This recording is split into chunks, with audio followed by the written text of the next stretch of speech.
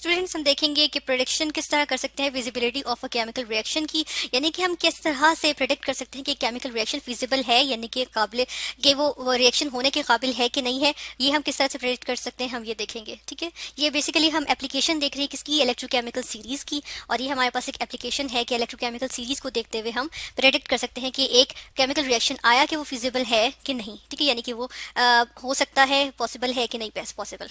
तो इसके लिए हम क्या करते हैं कि हम कॉपर जिंक का रिएक्शन देखेंगे, कॉपर जिंक का सेल देखेंगे। ठीक है, कॉपर जिंक वाला जो गैल्वेनिक सेल है हमारे पास, हम इसको देखेंगे। ठीक है, और इसको हम यहाँ पे सेटअप ले आते हैं, उसको हम स्टडी करेंगे। तो यहाँ पे फर्स्ट ऑफ ऑल हम लेकर आएंगे इसका सेटअप। यहाँ पे इसका सेटअप आ गया, ये इसके लिए हमने पूरा सेटअप किया हुआ है। ठीक है, ये हमारे पास आ गया। थोड़ा सा नीचे कर लेते हैं, यहाँ पे रख लेते हैं। ठीक है, और अब हम देखते हैं इसके अंदर हमने क्या किया हुआ है। एक हमारे पास कंटेनर है जिसके अंदर हमने जिंक इलेक्ट्रोड लिया हुआ है और इसको हमने डिप किया हुआ है किसमें, जिंक आयंस के सोल्यूशन में।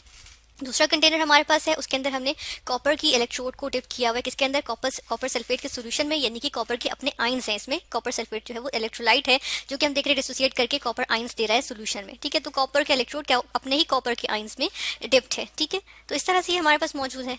अच्छा, यहाँ पर हमने क्या किया कि दोनों के दोनों हमने इनकी मोलैरिटी सेम रखी, यानी कि चले हमने 1 मोलर इलेक्ट्रोलाइट का सोल्यूशन ले लिए। ठीक है, टेम्परेचर भी हमने यहाँ पर जो है कांस्टेंट रखा हुआ है, दैट इज यहाँ पे हम लिखेंगे 25 डिग्री सेल्सियस। ठीक है, स्टैंडर्ड टेम्परेचर रखा हुआ है। और जो प्रेशर है वो भी हमने 1 एटमॉस्फेरिक प्रेशर रखा हुआ है। ठीक है ना, तो अब हम देख लेते हैं कि होता क्या है कि इनको हमने कनेक्ट किया है वोल्ट मीटर से। यहाँ हमने वोल्ट मीटर से कनेक्ट किया और हम देखते हैं कि हमारे पास बेसिकली होता क्या है। अब यहाँ पर होता यह है कि अगर हम इलेक्ट्रोकेमिकल सीरीज से देखें, जो हम यहाँ पे ले जाते हैं, इसका थोड़ा सा पार्ट हम इलेक्ट्रोकेमिकल सीरीज का यहाँ पर ले आए हैं।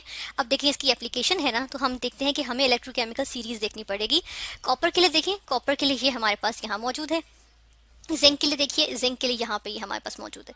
बीच में हमने हाइड्रोजन को भी क्या किया हुआ है, हमने हाईलाइट किया हुआ है। ठीक है, वो किस लिए किया हुआ है, वो हमने इसलिए किया हुआ है ताकि हम इसको देख सकें कि हाइड्रोजन का जीरो है। इसके कंपैरेटिवली अगर देखें तो कॉपर का पॉजिटिव में है 0.34, और देखें ये रिडक्शन पोटेंशियल है। ठीक है, यहाँ पर बेशक हम लिख भी देते हैं कि ये हमारे पास क्या है, ये हमारे पास है रिडक्शन पोटेंशियल। ठीक है, रिडक्शन पोटेंशियल है। ठीक है, यानी कि रिड्यूस होने का कितना पोटेंशियल होता है। ठीक है, तो हम देख रहे हैं 0.34 इसका रिड्यूस होने का पोटेंशियल है किसका, कॉपर का। लेकिन -0.76 जो है वो जिंक का रिड्यूस होने का पोटेंशियल है। जिंक का माइनस में इसका मतलब है कि ये ऑक्सीडेशन को प्रेफर करेगा, यानी कि हमारे पास क्या हो जाएगा, हम यहाँ पर वापस आएंगे ऊपर और हम देखते हैं कि हमारे पास होगा क्या कि जो इलेक्ट्रोकेमिकल सीरीज देखी हमने उससे हमें ये पता चला कि जिंक जो है क्या करेगा कि जिंक अपने मेटल एटम्स से या इलेक्ट्रोड जो है वो ये जिंक इलेक्ट्रोड जो है वो क्या करेगा कि वो अपने इलेक्ट्रॉन्स लूज करेगा। ठीक है, 2 इलेक्ट्रॉन्स लूज करेगा और जिंक के आयंस दे देगा सोल्यूशन में, जो कि डिस्चार्ज हो जाएंगे सोल्यूशन में। ठीक है, इस तरह से जिंक आयंस आएंगे। ठीक है, और साथ में हम देखते हैं जो कॉपर है वो क्या करेगा, यहाँ पर हम देख लेते हैं कॉपर को। तो कॉपर क्या करेगा, कॉपर का जो है हमने देखा कि कॉपर का रिडक्शन पोटेंशियल पॉजिटिव में है, तो ये 2 पॉजिटिव अगर यहाँ पर लिखें तो हम देखते हैं कि जो 2 इलेक्ट्रॉन्स लूज हो रहे हैं, ये 2 इलेक्ट्रॉन्स कॉपर का आयन गेन करेंगे। ठीक है, ये कुछ सोल्यूशन में जो कॉपर के आयंस थे वो गेन करेंगे ये 2 इलेक्ट्रॉन्स और बना लेंगे कॉपर के मेटल एटम्स। इस तरह से ये डिस्चार्ज हो जाएंगे एज कॉपर के मेटल एटम्स। ठीक है, इस तरह से। अब अगर हम यहाँ पर ये देखें, यहाँ पर हम ऐसा करते हैं कि जिस तरह हमने कॉपर की लिखी ना, इसी तरह हम जिंक की भी लिखते हैं। लाइक जिंक यहाँ पर इस तरह लिखा 2 पॉजिटिव प्लस 2 इलेक्ट्रॉन्स। ठीक है, तो हमारे पास क्या आ रहा है, जिंक, और ये आ गया मेटल। अब यहाँ पर देखिए कि कॉपर की किसमें है, कॉपर की हमारे पास आ जाएगी 0.34 वोल्ट्स, ये आ रही है। ठीक है, और जिंक की देखें तो ये हमारे पास क्या है, हमने कहा।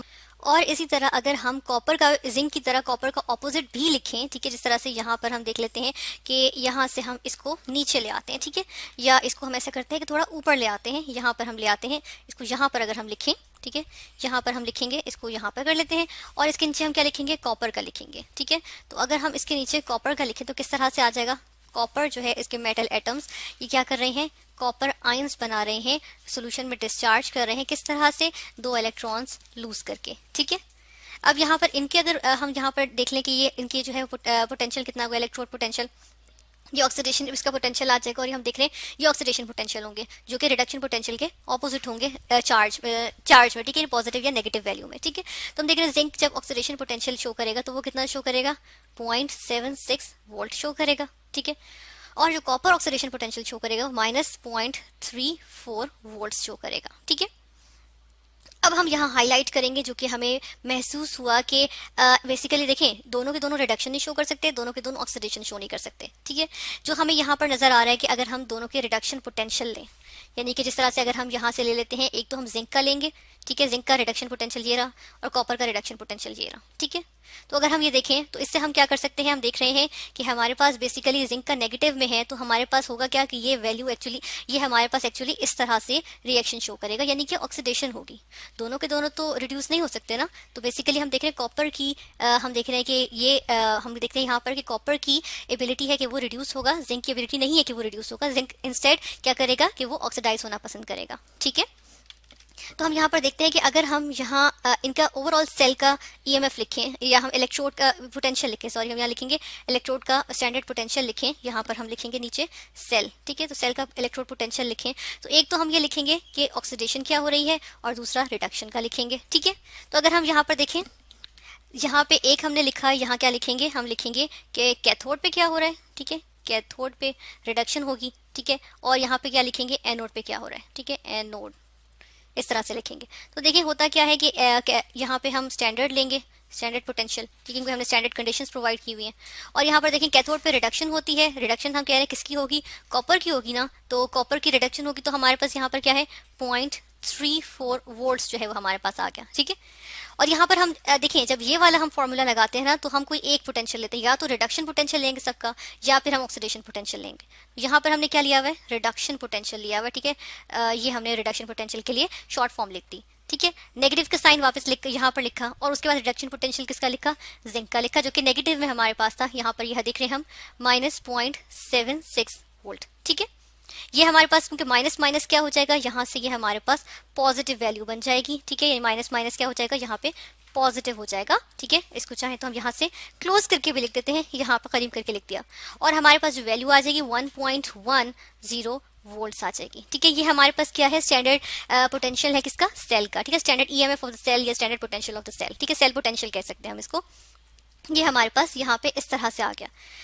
अब ये देखिए कि यहाँ पे अगर हम ये कहते हैं कि कैथोड पे यानी कि जिंक हम कह रहे हैं रिड्यूस हो रहा है, ठीक है। अगर हम ये कह दें कि जी कैथोड पे जिंक की रिडक्शन हो रही है, हम उलट कह दें यहाँ पे, तो हमारे पास क्या चीज बन जाएगी, हम ये देख लेते हैं कि कैथोड पे हम कह रहे हैं कि रिडक्शन हो रही है और वो किसकी हो रही है, जिंक की हो रही है। अगर हम ये कह रहे हैं तो हमारे पास क्या आ जाएगा, -0.76 आ जाएगा, ठीक है, वोल्ट्स किसका, जिंक का आ जाएगा कि वो कैथोड पे।